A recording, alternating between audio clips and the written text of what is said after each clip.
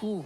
Do you mind if I record you for my vidcast, data stream? My data stream, it goes out to everyone in the system. It goes into space. Sure. Okay, great. So the New Age Pendleton Ward opus Midnight Gospel dropped on Netflix this past 4/20 into an incredible pool of support.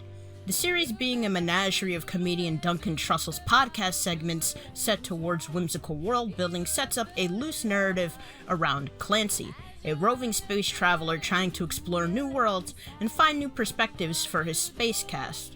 It's closest to an episodic comedy in form, but in the overall landscape of adult animation, it may be the signaling of the first few baby steps of an industry changing for the better. The show itself is less a new comedy cartoon and more an animated spiritual experience. Each episode does well presenting a visual spread that, while strongly identifying overall, takes on a strongly differing environment every time. You can end up on a planet inhabited by dog, deer, or a strangely Victorian medieval clashing woods, or even see the universe itself. But that experience is saved for the last episode, so you might want to gradually work your way up to that one, alright? Most of our subjects present topics and stories that center around the semiotics of life, death, enlightenment, acceptance of the unknown, and the cynical nature of existence itself. A lot of said things you'd be treated to if you listen to more open-ended podcasts. Hell, even Joe Rogan could give you a similar vibe if you really got into it. Yeah. And then you start running into, I think, which is a really fascinating problem, which is, what if it's all alive and sentient and feeling for real?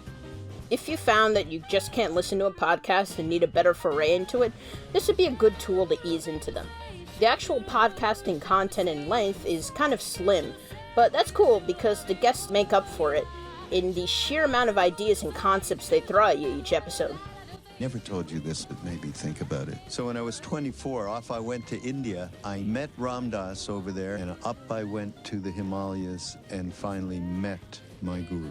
And I said, well, so how do I meditate? Because I was thinking mantra, meditate. I didn't even know what I was talking about. Yeah.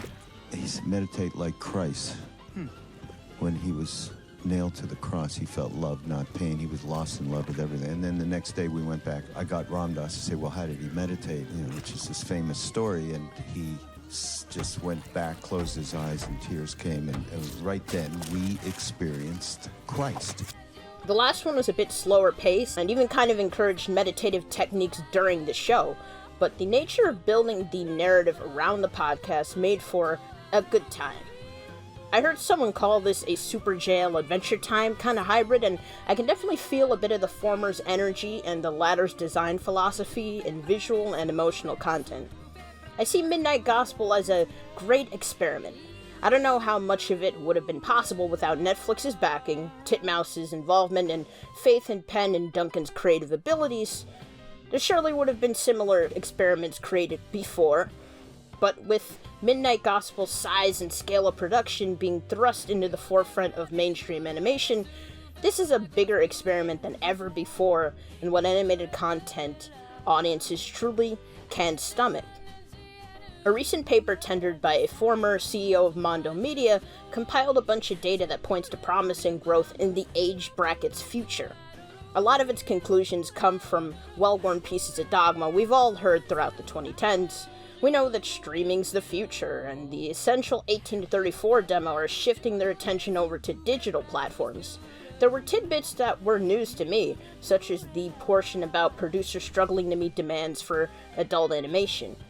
I think many would be unlikely to accept the notion that adult animation can have much more of a global footprint. Many of us do parrot cynical or downright nihilistic attitudes towards the scope of Western adult content due to the proclivity of the animated sitcom format. You know, the Family Guys, or the Brickleberries, or the Big Mouths, or some such spin-offs and reimaginings. Even the unsuccessful products of such ilk are perceived to be way too derivative of the biggest and brightest stars. So, such news that adult content is booming may not be perceived as a sign of broader diversity, but a warning for more of the same. Luckily, it seems that couldn't be farther from the truth. Obviously, there's been a bit more of an acceptance towards different formats of your average raunchy big boy cartoon. As commercial adult content starts to gain more prominence at award shows and expos, the online space is also seeing more evolution. With the advent of solo creators with a big online footprint bringing out new favorites like Has-Been Hotel and the Satina series, fans have more power than ever to push content meant for them into the public space. A bit of unexpected news too, the Arab world of animation, among others, have been popping off with new movies and collaborations that wouldn't have even been possible just a few years before.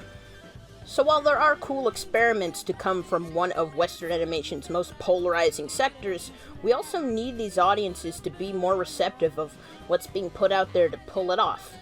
Midnight Gospel, in many ways, is not the conventional modern cartoon, and most comparisons to Adventure Time only apply in a very narrow, superficial sense.